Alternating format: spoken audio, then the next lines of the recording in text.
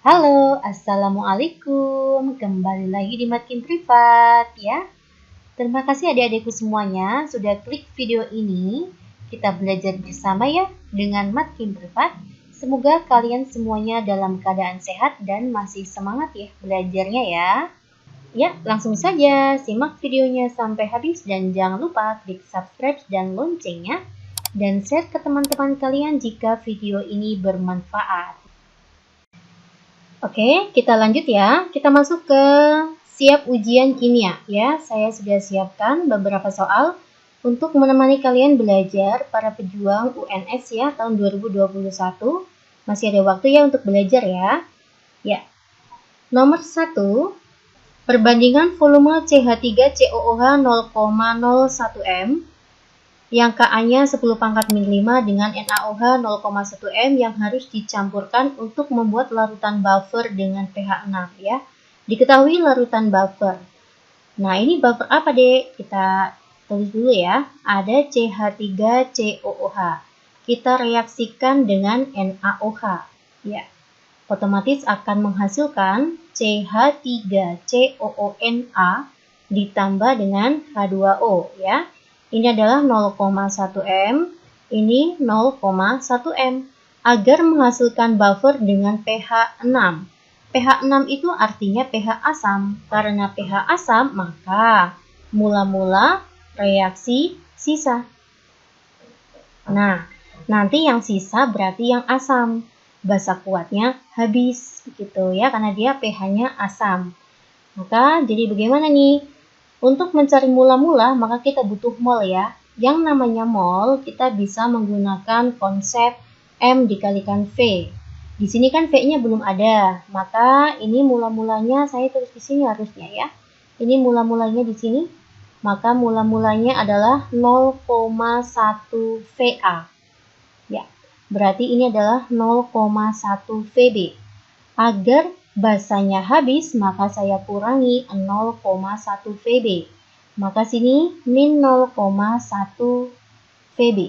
Ini berarti plus 0,1 VB. Kayak gini ya guys. Ini berarti 0,1 VA min 0,1 VB. Ya, maka karena dia membentuk penyangga asam, kita buat rumusnya H plus sama dengan Ka dikalikan mol untuk asam lemah dibagi dengan mol basa konjugasi. Gitu ya. Ka-nya itu 10 pangkat min 5. Ternyata pH-nya 6, maka nanti H plusnya 10 pangkat min 6. Mol asam lemahnya itu adalah 0,1 VA dikurangi 0,1 VB. Mol basa konjugasinya tuh ini ya, Dek. 0,1 VB. Ini hilang, ini bersisa min 1, 0,1 ya. 0,1 kalikan 0,1 maka 0,01 VB. Saya tambah dengan 0,1 VB ya, yang ini D. Ini kita pindah ruaskan ya, oke. Di sini bersisa 0,1 VA ya. Maka 0,01 ditambah 0,1 itu adalah 0,11 VB. Ini 0,1 VA gitu ya. Yang ditanya berapakah perbandingan asam asetat dan basa kuatnya ya, NaOH-nya ya. Maka yang ditanya itu adalah VA banding VB. Oke, VA-nya tetap. Berarti sini 0,11-nya yang tetap di sini, 0,1-nya ke sini. Oke, maka VA banding VB itu adalah 11 banding 10. Bagaimana, Dek? Kalian semuanya paham? Ya, jawabannya itu adalah E. Oke ya? Ya. Kita masuk ke soal nomor 2. Pada pembakaran sempurna etanol, ada etanol ya. Ini etanol, Dek. C2H5OH dibakar menghasilkan CO2 dan H2O. Ya, kita setarakan C-nya 2. Ya, lalu H-nya ada 6, maka sini saya buat 3. Oksigennya 4 tambah 3 itu kan 7 ya. Sini baru ada 1. Maka sini tambahin 3. 3 kalikan 2, 6. 6 tambah 1, 7. Gitu ya, udah setara semuanya. Ternyata pembakarannya ini dibebaskan. Dibebaskan itu artinya delta H-nya negatif 1200 kJ per mol. Oke ya. Nah, jika diketahui delta HFCO2, H2O ya, itu sudah ada. Pertanyaannya, tentukan entalpi pembentukan etanol. Yang ditanya itu adalah delta HF-nya etanol. Ini yang kita cari, ya Dek ya. Ini yang kita cari. Entalpinya entalpi pembentukan etanol. Oke. Karena di soal masing-masing diketahui delta HF, maka nanti rumus entalpi adalah jumlah delta HF kanan dikurangi kiri, gitu ya. Ingat ini rumus ini ya. Kanannya yang mana, Mbak? Kanannya itu yang produk, kirinya itu adalah yang reaktan. Oke ya. Maka entalpi sama dengan 2 dikalikan entalpinya CO2. Entalpi pembentukan CO2 kan ini ya. Ini minyak ke bawah di sini. Harusnya sini min 390 ditambah 3 dikali delta HF-nya H2O. 3 dikali negatif 242. Ya. Dikurangi 1 dikali delta HF-nya C2H5OH ditambah dengan 3 dikali delta HF-nya O2. O2 itu adalah unsur bebas, maka entalpi pembentukannya itu adalah 0 ya. Semua unsur bebas itu delta HF-nya 0. Paham ya, Dek ya? Ya, kita lanjutkan ya. Kita hitung dong. Oke, tolong dibantu ya. Berapa nih? Gimana nih? 39 kalikan 2 itu berarti kan 78 ya. Negatif ditambah, dikurangi langsung ya, 6, 12, 7 ya, kayak gini. Oke, saya kurangi dengan X aja ya, saya anggap X, ininya min 1200, dari sini deh, dari sini, ini, di sini ya. Kenapa negatif? Karena ada kata-kata dibebaskan, paham ya? Oke, maka nanti 6, 10, 15 ya. Ya, negatif 1506 min X. Oke, nanti min X-nya pindah ruas ke kanan aja ya. Maka X sama dengan min 1506 ditambah 1200. Ya, jawabannya adalah 6, 0, 12 diambil 15 diambil 12 berapa? 3 ya. Masih negatif ya, negatif 306. Ya, jawabannya itu adalah A. Oke, paham ya? Ya, kita lanjut ke soal nomor 3. Oke, kita masuk ke soal nomor 3. Senyawa organik dengan rumus berikut. Nah, berturut-turut termasuk golongan apa? Oke, saya akan tambahkan satu di sini aja ya. Ini, saya akan tuliskan, ini berarti kan kita tadi belajar apa sih? Oh, ini namanya gugus fungsi ya, Dek. Kita masuk ke gugus fungsi. Ini berarti materi kelas 3 nih. Gugus fungsi dalam bentuk turunan alkana, gitu kan? Turunan alkana kita akan bermain isomer fungsi. Ya. Isomer fungsi itu ada 3 paket. Yang pertama adalah alkohol berisomer fungsi dengan eter, aldehid berisomer fungsi dengan keton, dan asam karboksilat itu berisomer fungsi dengan ester. Kalau alkohol kayak apa, Mbak? Kayak gini guys. Ini alkohol ya. Kalau eter itu kayak gini. Eter itu seperti ini. Selalu diapit ya. Nah, aldehid kayak apa? Aldehid itu selalu di pojok. Ini aldehid. Nomor 1, selalu nomor 1 perhitungannya ya. Kalau keton itu selalu diapit. Nah, ini keton. Nah, asam karboksilat itu sama aja kayak dengan aldehid, itu selalu di pojok. Tapi ini COOH, ini gugus fungsinya. Kalau ester kayak apa? Ester kayak gini guys. COOR aksen. Paham ya guys ya? Nah, terus sekarang apa perbedaannya Selain gugus fungsinya, kalau alkohol ini bisa bereaksi positif dengan natrium, kalau ether tidak. Kalau aldehid bereaksi positif dengan Fehling maupun Tollens. Kalau dengan Fehling nanti akan menghasilkan endapan merah bata, kalau dengan Tollens akan menghasilkan endapan cermin perak. Kalau keton tidak bisa bereaksi dengan Fehling maupun Tollens. Lalu kalau asam karboksilat itu bisa memerahkan lakmus biru, ya, atau lakmus biru dirubah menjadi merah, lakmus merah tetap jadi merah karena dia bersifat asam gitu, ya. Kalau ester tidak. Begitu kurang lebihnya tentang turunan alkana, ya. Maka kita cek kembali ke soalnya. Ya, nanti kalian bisa lihat atau catat terlebih dahulu ya. Ada CO, CO apa tadi? CO itu adalah, masih ingat, keton. Gitu ya. Lalu kita lihat di sini ada OH. OH itu adalah alkohol. Lalu ada COO itu selalu diapit. Ya, ini adalah ester. Jadi yang selalu diapit itu yang di sisi kanan ini semuanya selalu diapit. Ya, di sini. Nah, siapa aja?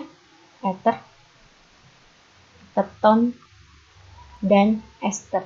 Ini selalu diapit. Yang selalu di pojok itu ada aldehid dan asam karboksilat.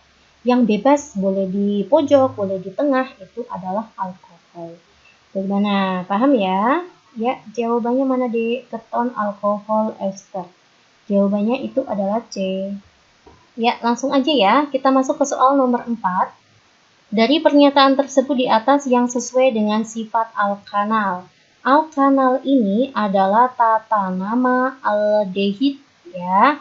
Ya, saya flashback lagi sini. Kalian bisa screenshot ya untuk yang catatan ini. Nanti kalian boleh catat ulang di rumah. Alkohol itu tata namanya ya alkanol. Ini tata nama IUPAC ya. Kalau ether itu tata namanya adalah alkoksialkana. Kalau aldehid itu tata namanya adalah alkanal. Kalau keton itu alkanon. Kalau asam karboksilat itu adalah asam titik-titik alkanoat. Kalau ester itu alkil alkanoat. Begitu ya guys ya. Pasti kalian bisa. Oke. Nah, berarti ini aldehid ya. Manakah yang sifatnya aldehid? Apakah berbau rangsang seperti buah? Ini sifatnya ester ya. Buah atau yang untuk parfum-parfum itu ester. Dapat mereduksi reaksi Fehling ya, bisa bereaksi positif dengan Fehling maupun Tollens, itu adalah sifatnya aldehid. Betul sekali. Nomor 2, diadisi dengan hidrogen menjadi alkohol primer. Oke, saya kembali lagi ke sini. Saya masukkan di sini ya. Alkohol itu dibagi menjadi 3. Dibagi menjadi 3 ya. Ada yang namanya alkohol primer. Itu yang letaknya di sini. Misalkan saya buat senyawanya langsung aja ya. Nah, ini contohnya alkohol primer. Alkohol yang nempel di CH2 nih. Ya, yang kedua itu adalah alkohol sekunder. Itu adalah alkohol yang nempelnya kayak gini guys. Nah, kayak gini. Nah, ini adalah alkohol sekunder. Alkohol yang nempel di CH, ini namanya alkohol sekunder. Dan yang terakhir itu adalah alkohol tersier. Ya. Alkohol tersier. Ya. Itu alkohol yang nempel di C, udah nggak punya H. Nah, di sini yang udah nggak punya H ya. Kalau alkohol primer bisa dioksidasi nanti menjadi aldehid. Lalu dioksidasi lanjut menjadi askarbok. Begitu ya. Lalu kalau alkohol sekunder bisa dioksidasi akan menjadi keton ya. Kalau alkohol tersier tidak bisa dioksidasi. Inilah pengertian tentang reaksi alkohol ya. Semoga kalian semuanya paham. Nah, kita masuk ke soalnya. Salah satu senyawa yang digunakan, nomor 3 ya, diadisi dengan hidrogen. Ya, berarti kayak gini ya guys. Menghasilkan alkohol primer. Nih, yang namanya alkohol primer, tadi kan kalau dioksidasi jadi aldehid. Nah, dioksidasi lanjut nanti jadi askarbok gitu ya. Ya, kebalikannya oksidasi tuh adisi. Ya, kayak gini. Ini kesana juga adisi. Atau reduksi gitu ya. Nah, berarti askarbok kalau diadisi jadi aldehid. Aldehid kalau diadisi dengan H2 nanti hidrogen atau H2 nanti jadi alkohol primer. Jadi kalau balik ke sana namanya reaksi adisi dengan H2 ya. Maka adisi dengan hidrogen kok menghasilkan alkohol primer? Ya, itulah ciri-ciri dari aldehid ya. Aldehid diadisi menjadi alkohol primer. Tadi nomor 3 juga betul. Salah satu senyawanya digunakan sebagai pengawet mayat ya. Pengawet mayat itu apa guys? Formalin ya. Formalin. Formalin itu bahan dasarnya apa? Formaldehida. Nah, formaldehida siapa? Ini mengandung gugus aldehid. Nah, berarti betul nih. 4 juga betul ya. Diperoleh dari oksidasi alkohol sekunder. Salah. Kan alkohol sekunder tadi kalau dioksidasi jadi apa? Jadi keton ya. Berarti ini salah. Jawabannya 2, 3, 4 ya. Jawabannya itu adalah B. Next kita masuk ke soal nomor 5. Jumlah isomer senyawa alkanal. Oh, alkanal. Sorry. Alkanal. Alkanal tadi apa? Aldehid ya. Aldehid. Ditanya isomernya. Berarti ada C5 ya. Saya buat nih. 1, 2, 3, 4, 5. Nah, inilah aldehid. Selalu dicek ke 1. Lalu saya potong 1 untuk cabang ya. 1, 2, 3, 4. Ini tadi. 5-nya di C kedua. Ini namanya pentanal. Kalau ini namanya 2-metil butanal ya, karena induknya ada 4, 3, 4. Lalu saya pindah ke sana ya. 1, 2, 3, 4. Oh, maaf ya, ini CHO bukan COH. Kalau COH itu alkohol ya, CHO. Saya pindahkan ke sini, maka namanya jadinya 3-metil butanal. Oke, apakah bisa pindah ke sana? Ingat, cabang tidak boleh di pojok. Kalau cabang di pojok nanti kita gunakan sebagai induk ya. Jadi kalau yang cabangnya 1 sudah cukup. Sekarang kita potong lagi ya. Induknya jadi 3. Tadi kan induknya udah 4 nih. 1, 2, 3, 4 ya. Sekarang yang induknya 3. 1, 2, 3, 4, 5. Gitu kan? Masih bisa kan? Jadi yang namanya isomer adalah jumlah C-nya sama, tetapi bentuk strukturnya berbeda ya. Ini khusus untuk alkanal. Alkanal itu aldehid.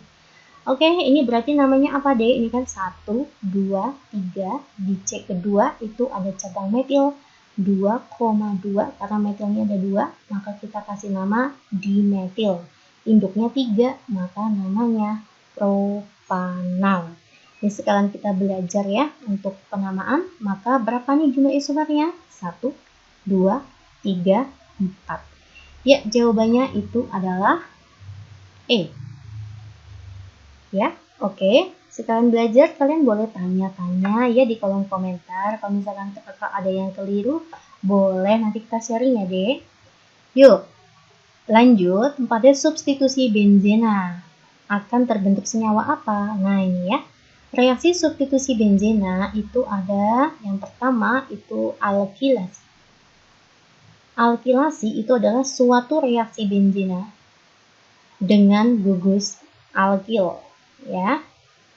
Nah, misalkan Mbak pakai ini RCH3 ini namanya alkil. Alkil tuh metil, etil kayak gitu ya. Maka nanti hasilnya apa? Sorry, tanda panahnya tuh di sini. Saya hapus dulu.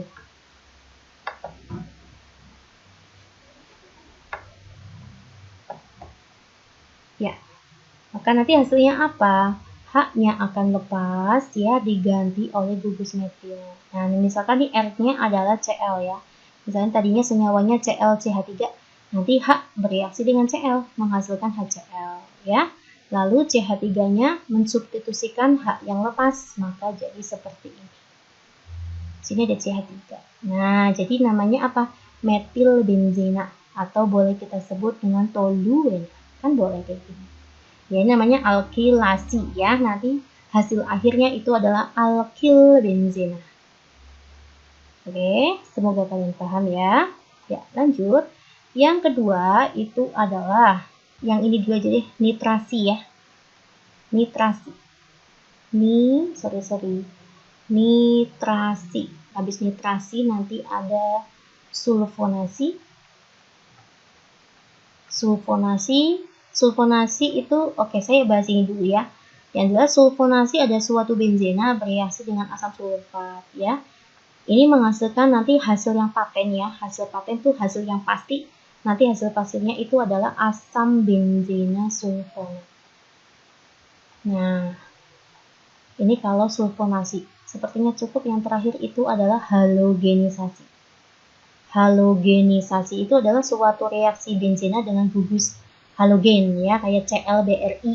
Ya, nanti menjadi hasil akhirnya ya klorobenzena gitu, iodobenzena gitu ya. Jadi kayak gini guys. Ya, sekalian ya tanggung. Ini ada H ya, misalkan sini ada Cl2. Nanti kan ini jadi Cl sama Cl tuh. Ini H-nya lepas, Cl-nya lepas, nanti di sini HCl, ini produk sampingnya tuh HCl. H yang lepas diganti Cl yang ini. Nanti hasil utamanya tuh ini. Nah, inilah reaksi benzena oleh kloro. Nah, berarti H yang lepas disubstitusi oleh Cl. Namanya klorobenzena. Gitu ya, guys. Ya, saya masukkan nitrasi nih. Ya, ini tema yang dicari di sini karena bereaksi dengan asam nitrat. Jadi suatu reaksi benzena bereaksi dengan asam nitrat ya, HNO3. Ini adalah katalis ya, tidak ikut bereaksi. Nanti HNO3 jadi apa sih mbak? Jadi kayak gini guys. Ini jadi NO2, nah sini OH. Nah ini kan sama aja HNO3. Nah lepasnya kayak gitu. Nah, nanti jadinya H-nya lepas, ini ya, OH-nya lepas. Nanti hasil sampingnya adalah H2O. H yang lepas disubstitusi oleh NO2. Nah, nanti hasil akhirnya adalah kayak gini. Nah, ini namanya nitrobenzena. Begitu guys ya. Jadi nanti jawabannya adalah C. Paham ya guys? Ya, kita bisa lanjut ke soal nomor 7. Disakarida yang hasil hidrolisisnya berupa 2 molekul glukosa. Nah, ini ada kata-kata disakarida. Ini kita bisa menggunakan kata kunci yang cepat ya. Hafalkan males ya. Disakarida adalah sebuah karbohidrat kalau terhidrolisis menghasilkan 2 monosakarida. Males. Siapa aja disakarida itu ada 3 ya. Ada maltosa, laktosa, dan sukrosa. Inilah disakarida ya.